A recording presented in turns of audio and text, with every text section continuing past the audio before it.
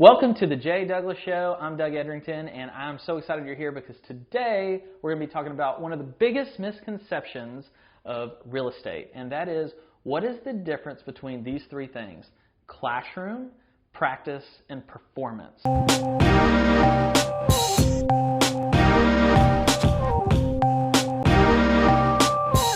Let's dive right in. Classroom is all about theory. Practice is where you mess up. And performance, that's where we're supposed to be at a level 10 and making the money. So let's talk about the misconceptions that come along with these things and how we can make you better and making your business stronger and having it be to a point that like you're unstoppable. So number one, let's think this, classroom. Classroom, let me tell you a story real quick. This will help maybe make you relate to this. When I first got to a point in my business, when I realized, man, I was hitting my head against the wall, I was frustrated at home, I was frustrated in the office because I was like, I can't work any harder. I can't get to the next level. And it was all about like, how do I work smarter, right? So the first classroom that really impacted my life, my business life, and my personal life was going to this thing called YouTube. Believe it or not, right around when YouTube was coming out, I started searching for videos to try to figure out how to make my business better. And I ran across this one video of some guy who was talking about his team. I literally Googled how to run a real estate team because I was trying to figure out how do I become more efficient? How do I become better? And what I learned was that was my most impactful classroom session I had ever had. It was where I could learn new theories. Have you ever heard somebody speak or watched a video and you're just like, this is the best thing I've ever heard of, and you get mad at yourself that you hadn't thought of it on your own?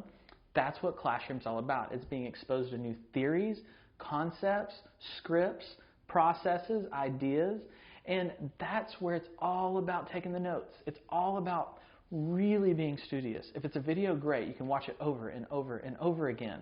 But if you're maybe listening to a live speaker or you're in literally a classroom setting, I know I'm part of a lot of classroom settings, it's great to pull out the notebook.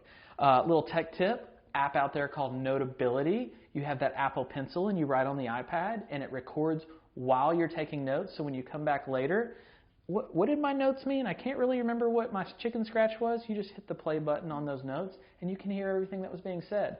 One of my favorite apps out there.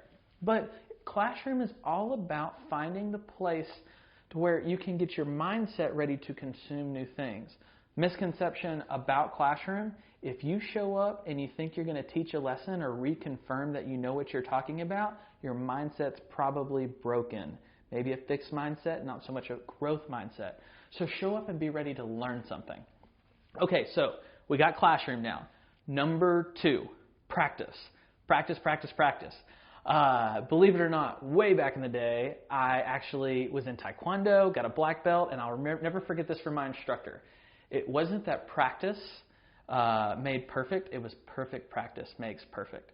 So what I want you to think about is practice is where the opportunity is for you to mess up and pretend like you're performing. That's what it's all about. It's about pretending like you're performing, because if you're practicing while you're performing, you're practicing on a paycheck, and that's never any fun, right?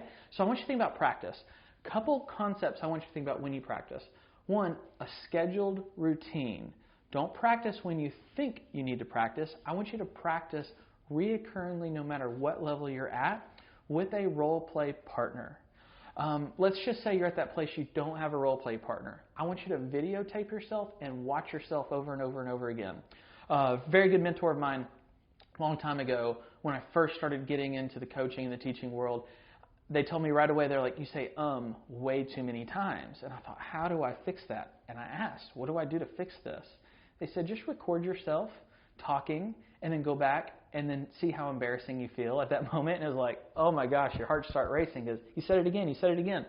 Next thing I know, I had the rubber band and I was popping my wrist every time I saw it. And I told everybody around me, hey, come pop my rubber band if I say Generally speaking, I broke it. But I practiced. So when we think about reoccurring practice, do you have a set time every day, every week, every month? Do you have the accountability partner? Are you doing it with somebody or on video? And then here's what's really important about practice. Do you give yourself the opportunity to critique yourself?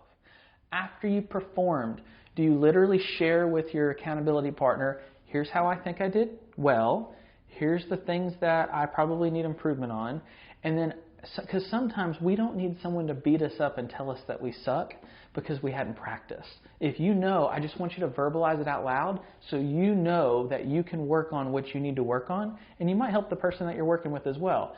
After all of that, then ask your accountability buddy and say, hey, so how do you think I did? And let's focus on this.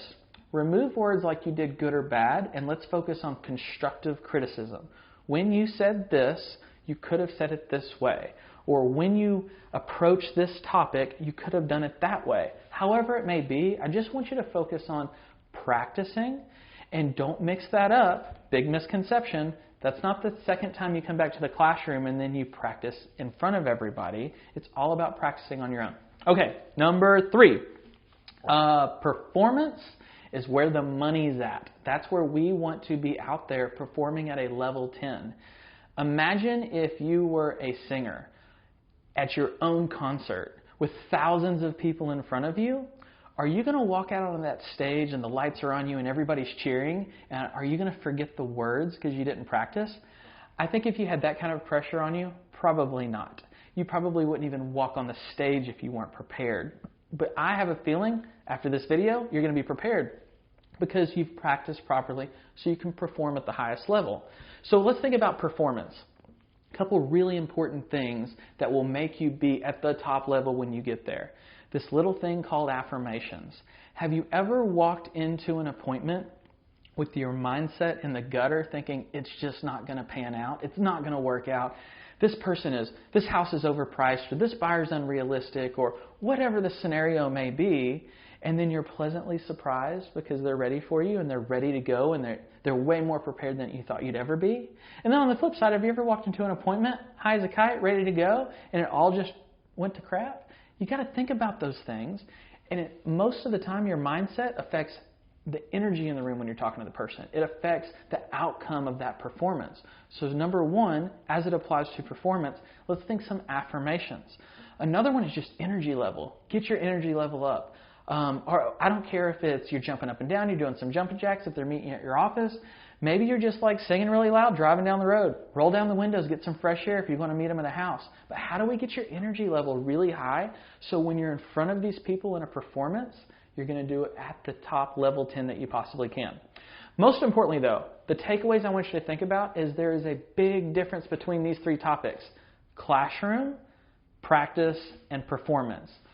Are you making sure the line is drawn in the sand between the two so you're not practicing in the classroom and wasting someone else's time, you're not practicing on paychecks and wasting your money, and during practice, are you taking it to the next level so you can feel confident? I hope you enjoyed this video.